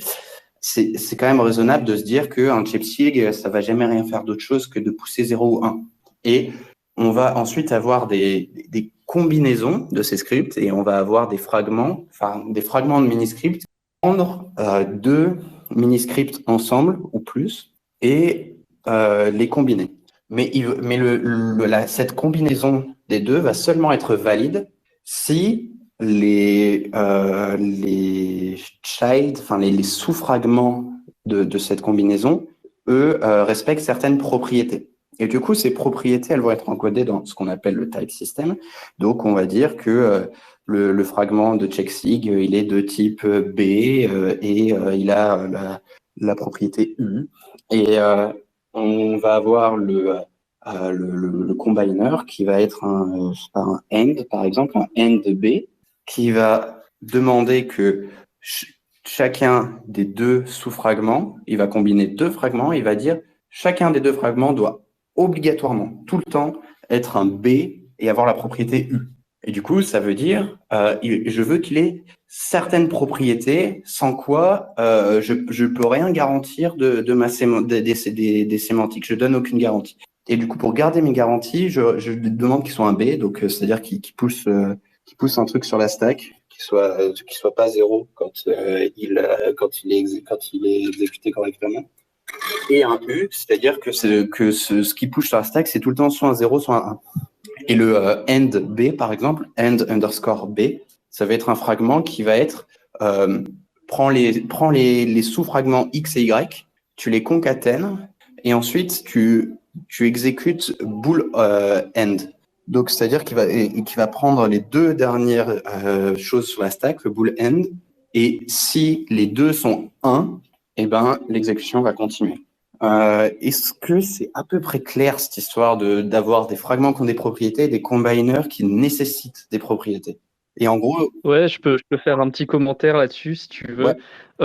Quand pour reparler de de preuve formelle, en fait, dans les logiciels de preuve formelle type Coq ou les choses comme ça, donc des logiciels qui servent à prouver des programmes, on va avoir le même type de choses. On va appeler ça des lemmes parce que ça a été fait par des matheux. Donc les matheux, ils parlent de lemmes. Et donc on va les lemmes, c'est ce que tu dis sur un petit peu le fait que tel fragment de code, il est de type B, donc il renvoie un élément sur la stack ou des choses de ce type-là.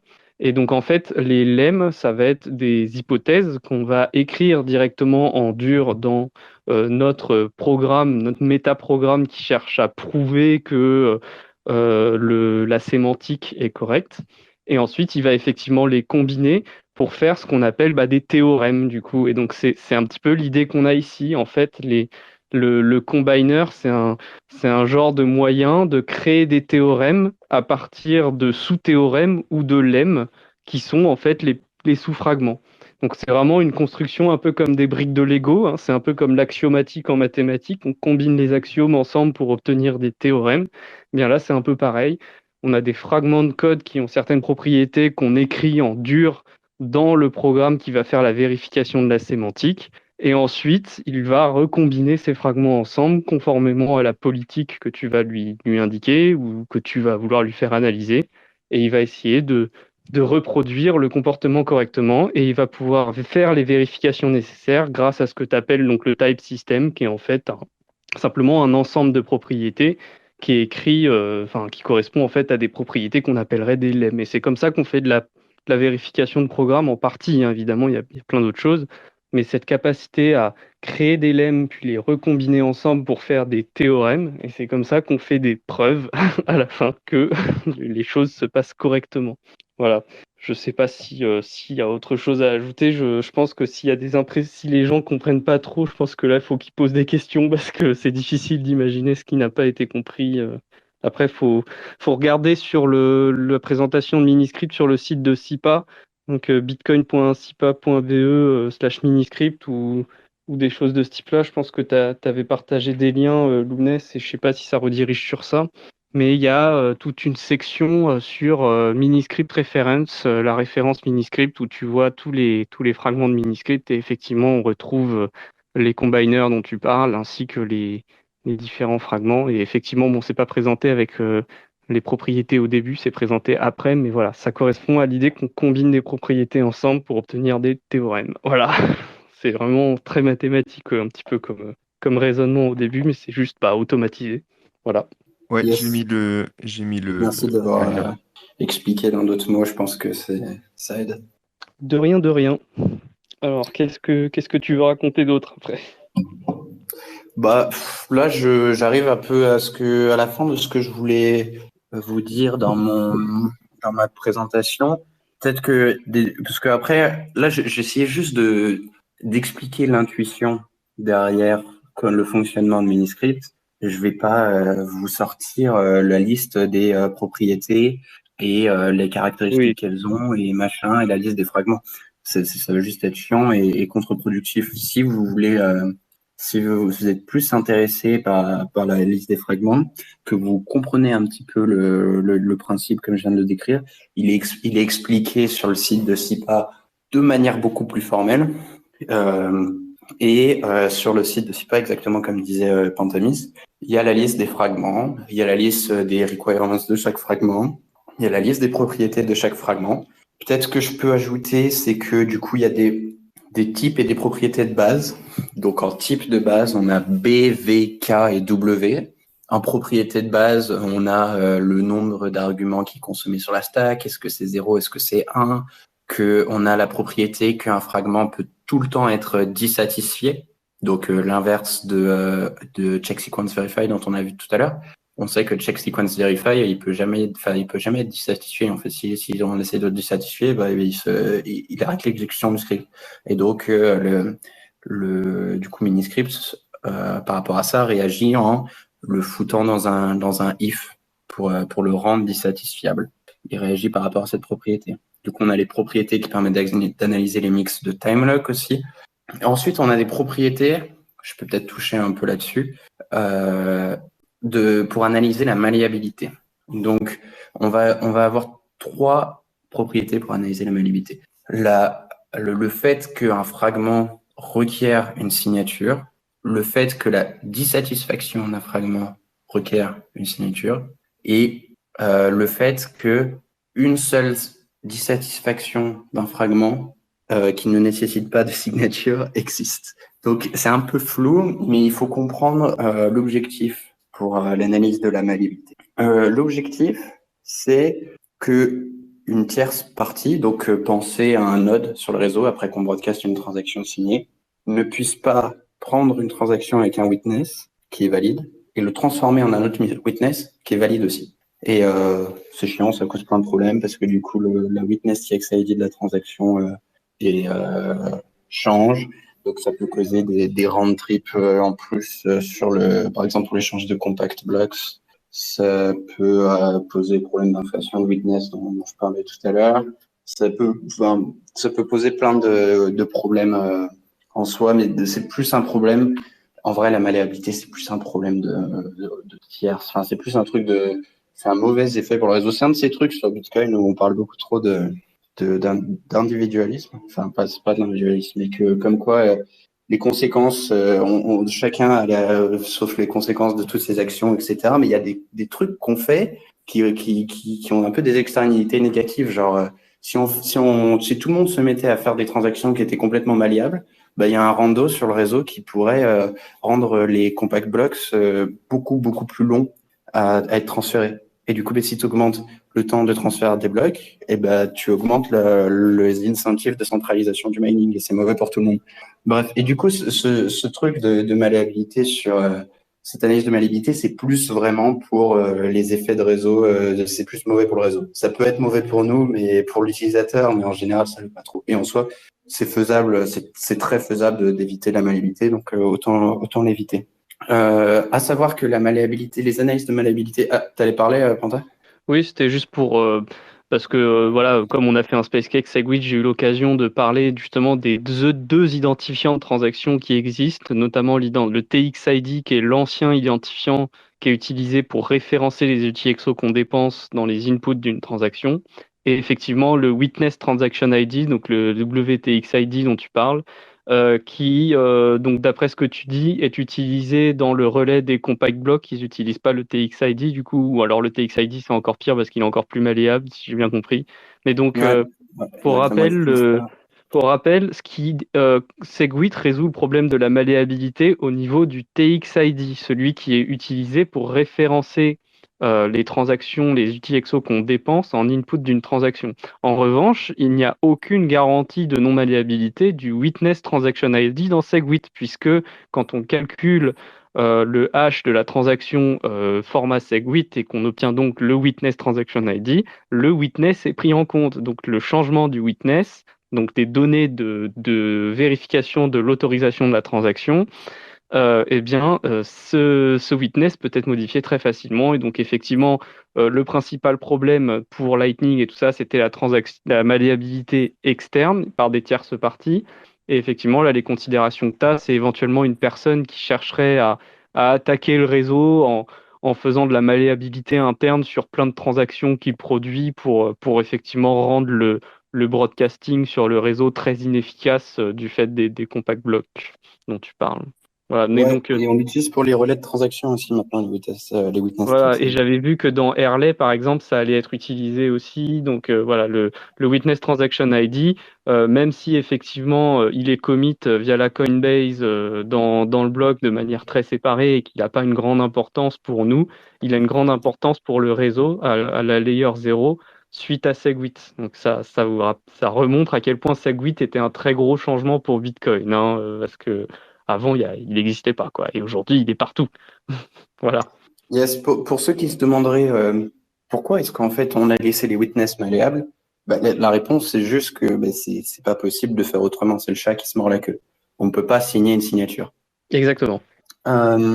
Ouais, pour revenir à l'analyse de malléabilité, du coup, ce qu'on va faire, c'est qu'on va se dire une signature, la tierce partie, l'attaquant n'a pas accès aux signatures. Il n'a pas accès à aucune clé privée des clés publiques qui sont utilisées dans ce script. C'est raisonnable.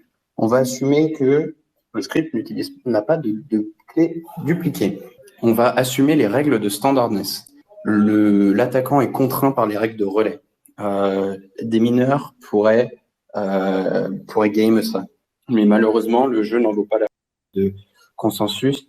Mais ça augmenterait tellement la taille des scripts que c'est pas vraiment worth. Et du coup, les gens peut-être auraient envie aussi d'escape ce truc de malléabilité, et du coup, ça serait mauvais pour tout le monde. Donc, autant avoir une analyse de malléabilité qui assume la standardness plutôt que rien du tout.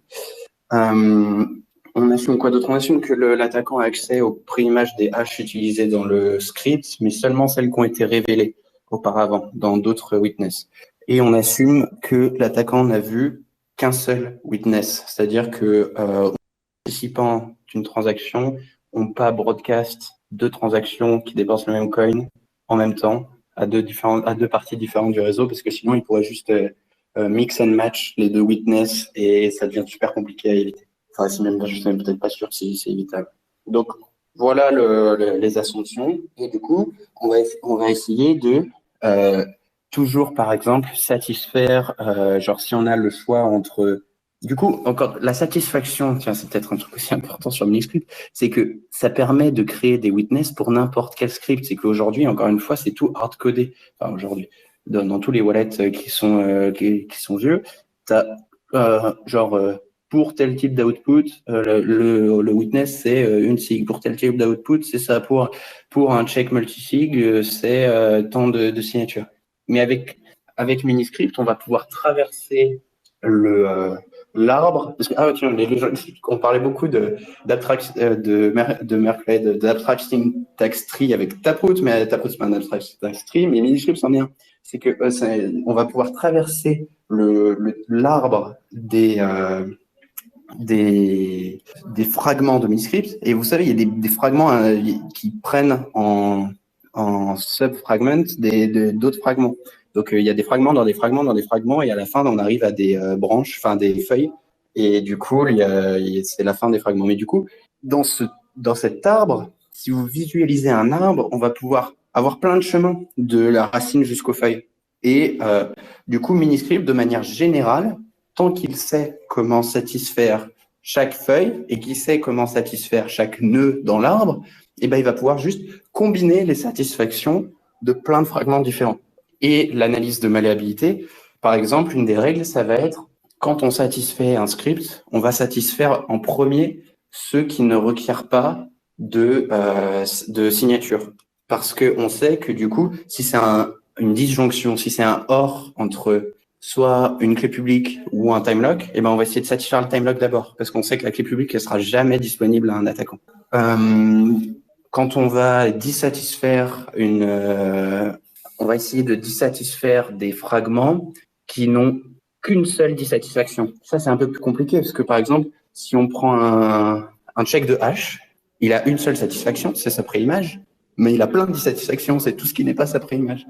Et donc, ça va être compliqué si on dissatisfait un hash. Et du coup, l'attaquant peut juste changer la valeur de l'input qu'on a donné, et ça sera toujours une dissatisfaction valide. Et la dissatisfaction peut faire partie d'une satisfaction au plus grand terme. C'est-à-dire que quand on veut satisfaire un chemin dans l'arbre, ça veut dire qu'il faut désatisfaire les autres feuilles ou certains des nœuds de manière générale. Donc, on créerait, on ouvrirait la porte à de la malléabilité en faisant ça. Et c'est ça que la propriété E va faire. C'est-à-dire qu'elle va dire, il existe au moins une dissatisfaction de ce fragment, et il n'en existe qu'une seule qui est disponible sans signature. C'est-à-dire que toutes les autres, au moins, elles nécessitent une signature, et du coup, on assume que l'attaquant ne les aura jamais. Voilà, pour l'analyse de malléabilité, c'est à peu près clair. Moi, j'ai compris. Je sais pas si ce sera le cas de tout le monde, mais moi, j'ai compris. Donc, si jamais les gens ont des questions par la suite, ceux qui nous écoutent pas en direct, vous pourrez quand même venir me poser la question dans d'autres Space Cake, dans des Space Cake FAQ. Il n'y a pas de problème. Moi, j'ai compris ce que tu as dit. Mais je comprends que ce soit difficile à comprendre pour les communs des mortels, on va dire. Voilà. Mais je l'ai très bien compris.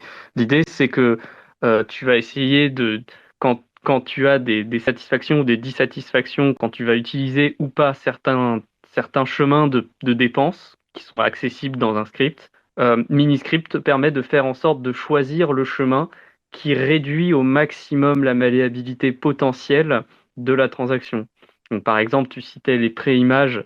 Si jamais on doit faire en sorte de ne pas donner la bonne préimage d'un hash, on va essayer d'éviter de faire ça si on peut, et d'utiliser un autre chemin s'il y en a un, qui ne fait pas ça, parce que sinon, n'importe qui pourrait se rendre compte qu'on a fait un script qui n'utilise pas, qui fait en sorte que la préimage soit pas la bonne, et du coup, il y a plein de préimages qu'il peut mettre à la place, et donc il peut créer plein de witness différents et attaquer le réseau en utilisant le fait que on peut changer comme on veut cette partie du witness dans la transaction.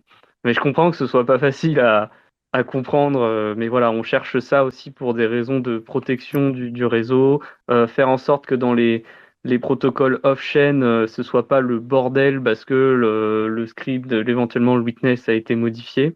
Et un point que je trouve très important que tu as dit au début et que je pense c'est le plus important à retenir pour les personnes qui nous écoutent, c'est que ce que tu disais, c'est que dans Miniscript permet de faire en sorte que dans les protocoles off-chain qu'on coderait, il n'y aurait pas besoin d'écrire en dur comment on doit dépenser le coin, comment on doit faire exactement, quel est le script à rentrer.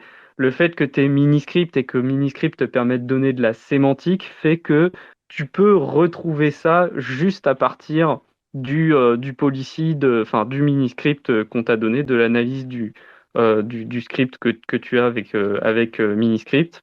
Et donc ça va faciliter énormément l'intercompatibilité de wallets qui pourraient ainsi signer pour des protocoles différents sans avoir à comprendre tout le protocole pour comprendre pourquoi ils doivent mettre ce witness à ce moment-là. Et donc ça, c'est très intéressant et c'est notamment très intéressant pour pouvoir utiliser des hardware wallets dans des protocoles plus compliqués où il y aurait besoin de signatures bizarres parce qu'il faut que tu valides sur le hardware wallet que tu comprends la politique qui va être faite et le fait de pouvoir l'exprimer en mini-script, donc avec vraiment une notion de sémantique bien plus claire que celle de Bitcoin Script qui peut être complètement différent selon les capes qui se présentent dans le protocole off-chain. Ben ça permet une intercompatibilité beaucoup plus forte et donc potentiellement l'utilisation de hardware wallet dans des contextes un peu plus intéressants. Donc je pense que dans le cas de Liana, par exemple, ça pourrait être intéressant d'avoir un hardware wallet qui peut réagir en fonction de où est-ce qu'on en est dans le time log, qui pourrait fournir le bon script en conséquence, et tout ça juste en se basant sur le mini-script qu'on lui a fourni. Alors que sinon, il aurait fallu à chaque fois recoder en dur que si le time lock est dépassé, alors il faut mettre tel script. S'il n'est pas dépassé, alors il faut mettre tel script. Là, on n'a pas à le faire parce que le wallet comprend Miniscript. Et donc ça, c'est ça qui est important de comprendre, c'est que Miniscript fait une grosse différence par rapport à tout ce qu'on avait avant, c'est que ça permet l'intercompatibilité beaucoup plus facilement entre différents wallets qui feraient des protocoles potentiellement très compliqués. Yes, tout à fait. Après, c'est pas magique, on l'a pas. Le code existe toujours et le code de check des time locks alors s'il est passé, alors s'il est pas passé, il a déjà été écrit, mais il a été écrit par nous, quoi. Et Ouais, donc, c'est il a plus été simple. écrit une fois pour toutes, de manière généraliste et checké par des experts, entre guillemets. Enfin, si ça a été écrit je préfère que mon wallet, le code qui check que par moi avec une ou deux reviews, quoi. Et le point que tu faisais pour oh putain, j'ai oublié. Ok, brain fart. Bon, je vais laisser Lounès parler et je rebondirai si je me rappelle. Ouais, du coup, faites bien de le mentionner parce que je voulais qu'on parle vite fait des output descriptors parce que ça va un peu de pair avec Miniscript, ça permet l'intercompatibilité entre les wallets, on va dire. Du coup, peut-être expliquer un peu ce que c'est et puis à quoi ça sert. Tu veux le faire, Antoine, ou j'en parle? Est-ce que tu peux me dire ce qu'il a dit parce que je ne l'entends pas? Ah merde, il parlait des output descriptors. Euh, Ouais. donc, on en a, parce que bon, t'en as pas parlé évidemment, et que c'est quand même une comparaison qui est intéressante. Alors, je sais pas si tu veux détailler un petit peu sur ce Bon, sujet-là, parce que tu connais je t'ai certainement mieux que perdu moi. aussi. Ah merde. Attends, on va faire un protocole très basique. Lève la main si tu veux le faire, sinon moi je le fais là. Vas-y, je, Ok, je, vas-y, je je te le laisse fais. le faire, mais je t'entends pas. En gros, pour faire un peu court, les output descriptors, c'est une façon d'exprimer les scripts Bitcoin là aussi, qui se prétend un peu plus complète. Cependant, sur les output descriptors, on n'a pas toutes les vérifications de type et de preuves que Miniscript a. Et notamment, il n'y a pas cette notion de sémantique. En fait, les output descriptors sont un peu plus codés en dur que dans le cas de Miniscript. Miniscript peut créer des scripts peuvent être très différents selon la sémantique qui est utilisée, même si la sémantique est proche, alors qu'un output descriptor, euh, ça a vraiment une seule façon d'être rempli. Faut s'imaginer qu'un output descriptor, c'est un template qu'on remplit et on ne peut pas s'amuser à recombiner les templates de manière très très libre. On peut quand même faire des choses, on peut les encapsuler les uns dans les autres, mais on ne peut pas faire de la recombinaison très compliquée. Par contre, bon bah voilà, c'était un format qui était très pratique, notamment pour utiliser les Xpub, les dérivations, les chemins de dérivation des Xpub et tout ça. C'était très pratique pour faire ça, mais du coup, c'était un peu un format un petit peu ad hoc, un petit peu restreint sur ce qu'il est possible de faire avec des outputs descriptors. Et donc ça, c'est déjà utilisé massivement dans Bitcoin Core. Quand vous créez un wallet dans Bitcoin Core, généralement, les adresses sont produites via un output descriptor. Et donc, en fait, c'est simplement un script, mais enfin, des formats de script assez restreints, hard-codés quelque part. C'est juste que on remplit les parties hard-codées avec d'autres choses. Alors, vas-y, Antoine, si tu veux apporter la nuance. Ouais, c'est peut-être Je t'entends bien. peut-être une petite correction là. C'est que Miniscript va juste faire partie des output descriptors. En fait, Miniscript est juste une extension des output descriptors et on va essayer, enfin, disons qu'un but de Peter, enfin que Peter m'a dit et que je partage aussi, c'est que à terme, dans 2-3 ans, les développeurs sur Bitcoin utilisent des output descriptors, qu'ils utilisent Miniscript à l'intérieur, mais qu'ils n'entendent pas parler de Miniscript en soi et qu'ils n'aient pas à se casser la tête sur le fonctionnement concret des intrinsiques de Miniscript. Mais Miniscript va juste être une extension de l'output descriptor. Si vous avez votre output descriptor d'un output de Taproot, par exemple, ça va être un TR, ouvrez les parenthèses, la clé interne, virgule, et ensuite vous allez avoir plein d'accolades qui vont représenter le tree, l'arbre de le Merkle tree de tous les scripts. Et ces scripts aujourd'hui sont restreints dans les outputs descriptors. Mais ça, à terme, et je suis en train de travailler dessus au moment où je vous parle, ça sera des miniscripts. Et du coup, on pourra utiliser de manière générale les miniscripts. Et miniscript intervient vraiment dans un contexte, c'est-à-dire que je parlais tout à l'heure du minimal if, par exemple, la règle de minimal if pour le type system. C'est-à-dire que sur Taproot, par exemple, le miniscript, il aura dans un descripteur Taproot des types un petit peu différents, parce qu'on pourra se reposer sur la règle du minimal if, qui est un consensus, tandis que sur SigWit V0, elle était juste un standardness.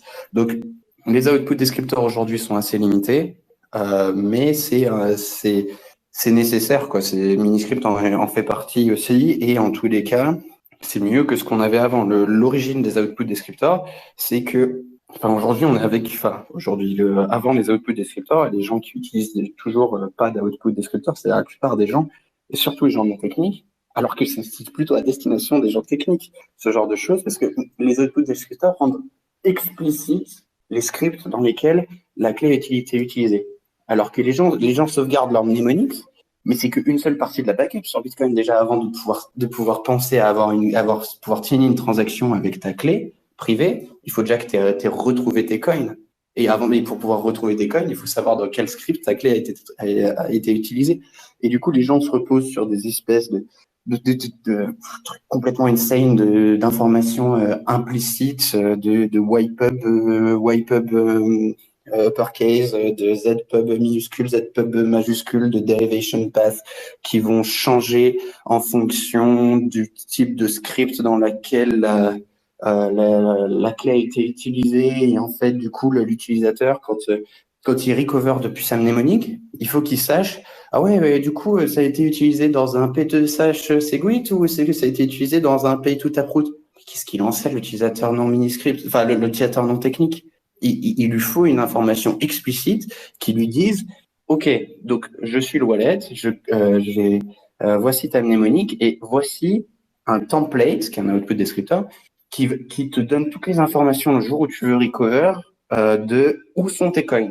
Et du coup, tu fous ça tu le fous avec ta mnémonique et tu peux la foutre, je sais pas, sur ton drive personnel, tu l'imprimes, tu peux la mettre de partout. C'est de l'information privée parce que si quelqu'un la chope, il connaît tes coins, mais il peut pas te voler tes coins. Donc, c'est pas aussi privé que ta mnémonique. Donc, garde bien ça. Le moment où tu veux recover, tu es sûr que tu vas pouvoir recover tous tes coins et t'es pas obligé d'aller, je vous parle d'expérience, votre vendeur de Bitcoin locaux, genre à Bitcoin Lyon, et dire ouais, en fait, du coup, j'avais un mnémonique et j'ai retrouvé pas mes coins et voilà. Et après, tu dois aller sur walletrecovery.org et bref. Non, utiliser des output descriptors. Les output descriptors, c'est cool. Et les gens qui vont vouloir utiliser des scripts un petit peu plus compliqués, eh ben, Miniscript va juste se plug dedans naturellement. Tout à fait. Bah, je pense qu'on a presque fait le tour du sujet. Moi, j'ai encore deux choses dont j'aimerais qu'on parle. Alors, il est déjà tard, donc on va essayer de pas trop s'étendre.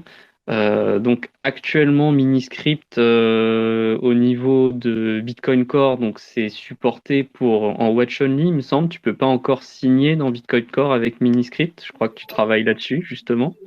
Ouais, du coup, le support pour en Watch Only a été merge il y a un an, à peu près. Et là, la pull request de signing est toujours ouverte depuis pas mal de temps.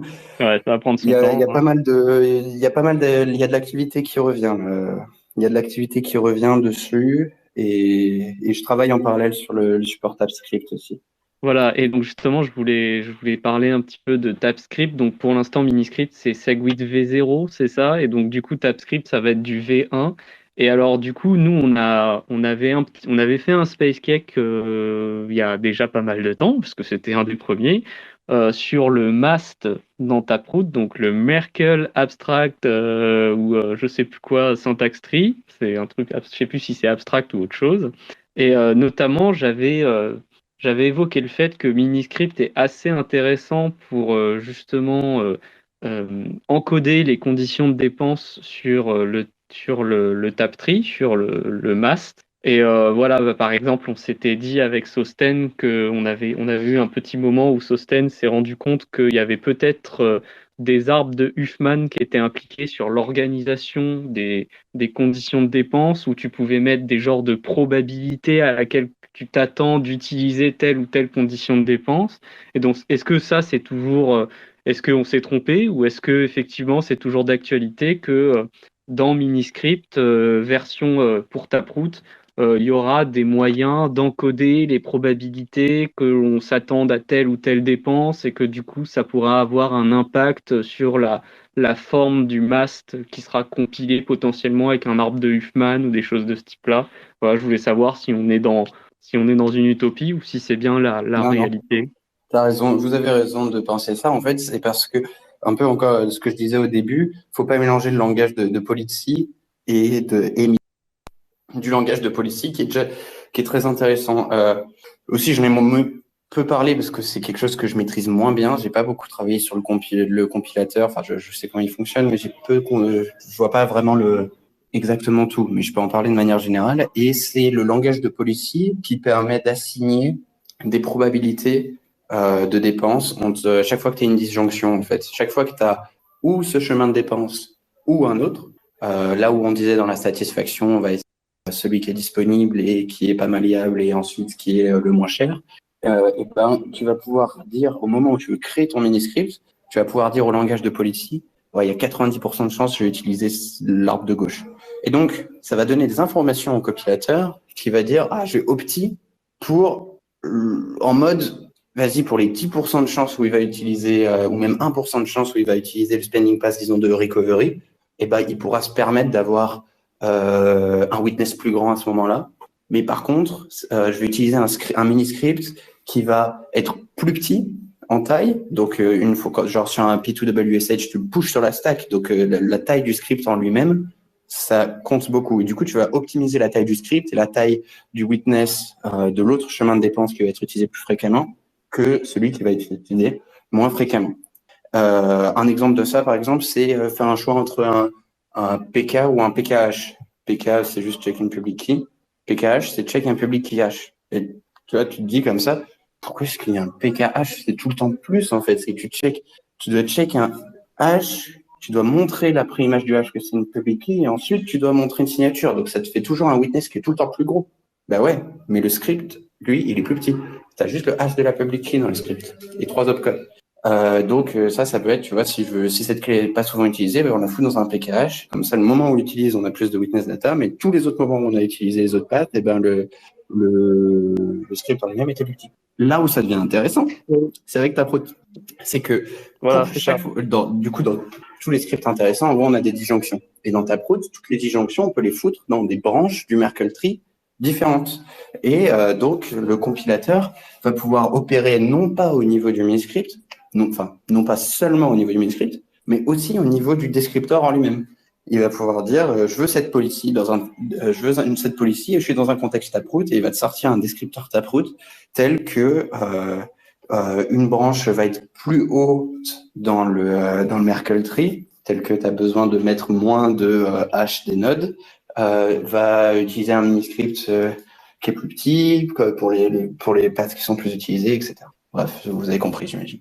Ouais, moi j'ai compris, donc pour essayer de réexpliquer un petit peu, donc je pense qu'il y a bien des arbres de Huffman qui sont appliqués pour pouvoir faire dans le compilateur, je pense qu'il y a des arbres de Huffman qui sont appliqués pour pouvoir créer l'arbre optimisé en fonction des probabilités de chaque chemin de dépense que tu auras spécifié, parce que c'est la technique c'est la technique classique pour minimiser la taille en moyenne, attendue en moyenne, l'espérance de taille du witness futur en fonction des probabilités que tu as assignées.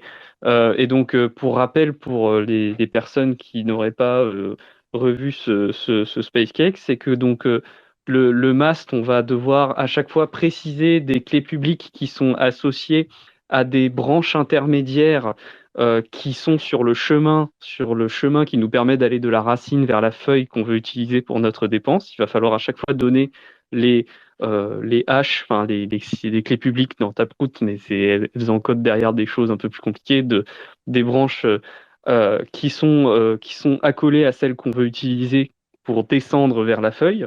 Et donc, la taille du witness va être proportionnelle en la longueur de l'arbre, en la profondeur de notre feuille dans l'arbre.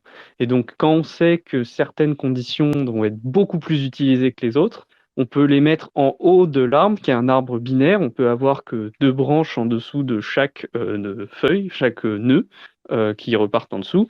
Et donc, on peut le mettre plus haut, quitte à ce que les autres conditions de dépense soient un peu plus longues à satisfaire sur le witness. Il va falloir à chaque fois mettre plus de hash des nœuds intermédiaires.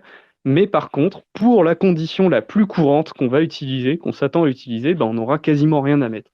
Et donc, c'est comme ça qu'on va minimiser en moyenne la taille du witness attendu pour la dépense. Et donc, effectivement, ça doit utiliser des arbres de Huffman. Donc, ça va bien se faire. On avait bien compris les choses. Et effectivement, je trouve que ça, c'est extrêmement puissant parce que là, ça montre que ce compilateur, ce Polycite ou Miniscript ce compiler, il est extrêmement fort pour créer des genres de smart contrats monstrueux avec Taproot qui seront méga optimisés pour en fonction des probabilités de dépenses, d'utilisation de tel ou tel chemin de dépense. C'est assez beau, je trouve. Voilà. Yes. Juste petit point pédantique et un truc aussi que je voulais rajouter pour ce que j'ai dit tout à l'heure. Petit point pédantique, c'est juste que Taproot, c'est pas un mast. Les gens font que dire que c'est un mast, mais c'est pas un mast. C'est pas un abstract syntax tree. C'est un Merkle tree. Et par exemple, Miniscript, c'est un abstract syntax tree parce qu'il y a une syntaxe.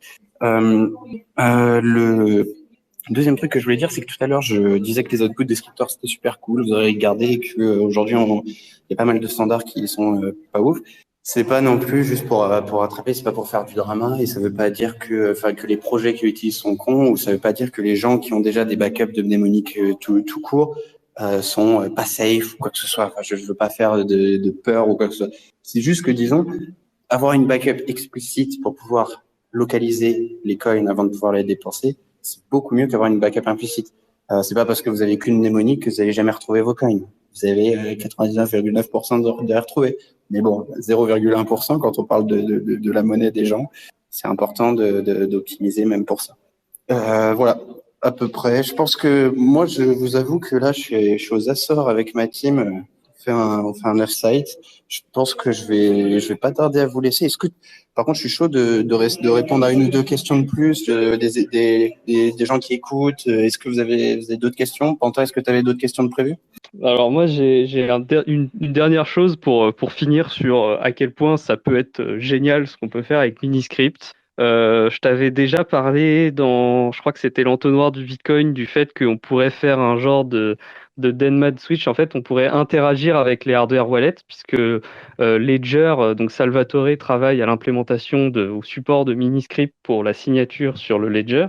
Et moi, je vois dans le futur un monde où les gens auront un hardware wallet connecté à leur nœud, hardware wallet qui supporte Miniscript, avec lequel ils font des CoinJoin avec en fait du Taproot.